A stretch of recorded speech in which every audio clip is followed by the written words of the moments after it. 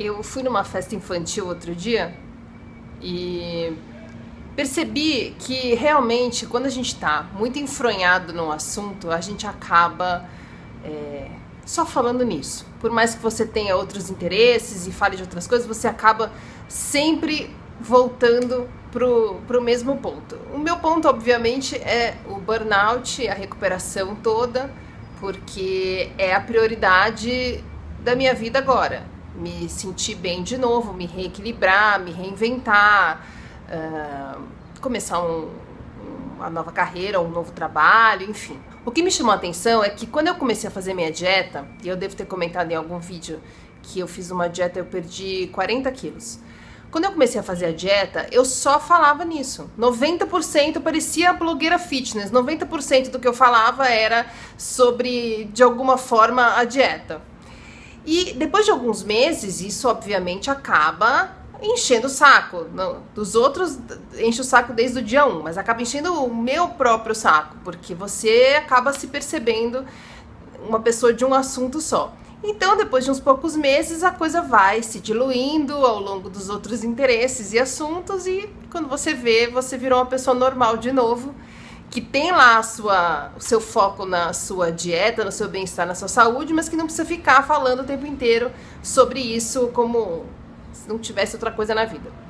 E o que me chamou a atenção nessa festinha infantil é que eu vi que eu consigo falar sobre minha recuperação do burnout a partir de qualquer assunto. Você fala um assunto e eu vou dar uma voltinha e vou chegar na recuperação. Isso é bom por um lado, porque mostra que realmente eu tô focada na minha recuperação e entender como a coisa funciona, em ajudar as pessoas que eu puder e que estão à minha volta. Mas, por outro lado, é ruim. Eu não estou nem dizendo a respeito do tanto que eu devo encher as pessoas falando disso o tempo todo. Mas é ruim porque você acaba vendo que se antes você trabalhava o tempo inteiro e só tinha como assunto o seu trabalho ou coisas referentes a ele, agora você está se recuperando de um burnout causado pelo seu trabalho e você só fala sobre coisas relacionadas a esse burnout. Isso me faz pensar se eu não troquei uma obsessão por outra.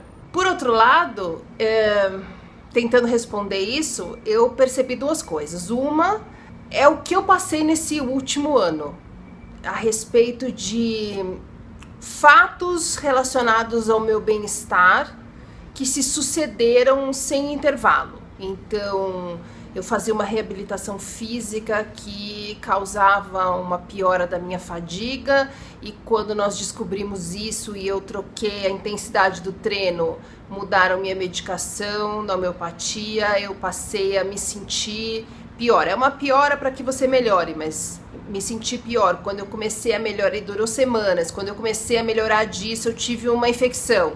Por causa da infecção, minha fadiga piorou, eu melhorei da infecção, eu tive... E assim foi uma sucessão de coisas que me ajudaram a entender que sim, a gente precisa desfocar da doença e passar a focar nas coisas boas, na recuperação, no reequilíbrio e tal.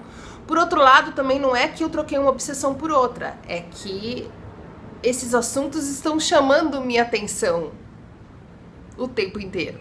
E a coisa 2 que eu percebi pensando nisso foi como a gente sai na rua e percebe pessoas em situação de grande risco de burnout em todo lugar, sem que elas se deem conta.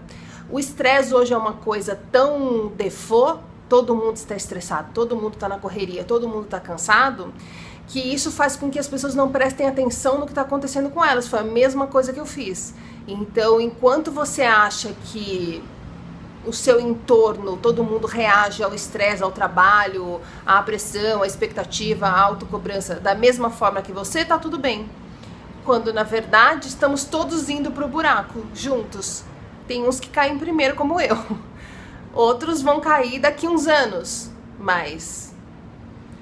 Então é muito difícil você, na hora em que você toma consciência do processo como ele é, de como é perigoso e do que você pode fazer, o que você pode mudar na sua vida para melhorar essa situação, é difícil você não ter isso como foco quando vê alguém seguindo pelo mesmo caminho. Por isso eu vou continuar aqui falando sobre isso o máximo que eu puder, mas prometo para quem participa da minha vida pessoal que eu vou focar mais nas coisas boas, nos planos futuros, nas conquistas e nos reconhecimentos de progresso que eu estou tendo, tive ou vou ter. Mais do que ficar falando, ai, tô passando mal, ai, tô cansada, ai, não dormi. Prometo, gente, demora um pouquinho pra gente cumprir, mas pelo menos eu já reconheci. E você, será que você tá focando muito em reclamar da situação ruim que você tem hoje, ao invés de pensar como você poderia melhorar essa situação? Então eu vou fazer uma proposta pra você.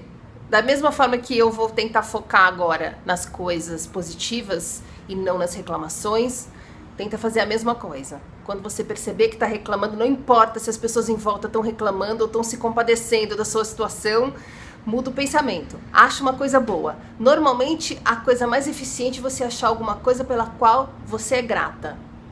Qualquer coisa. Pode ser o ônibus chegou na hora hoje e pode ser tenho minha família ao meu lado. Pode ser uma coisa pequena ou gigante. Mas pelo menos a gente sai dessa toada de reclamação que parece disco riscado. Disco riscado é uma expressão que entrega idade, né? Uma das coisas que o estresse ensina pra gente é como a gente tem que aprender a entender, assumir e superar os nossos preconceitos. Vou te dar um exemplo.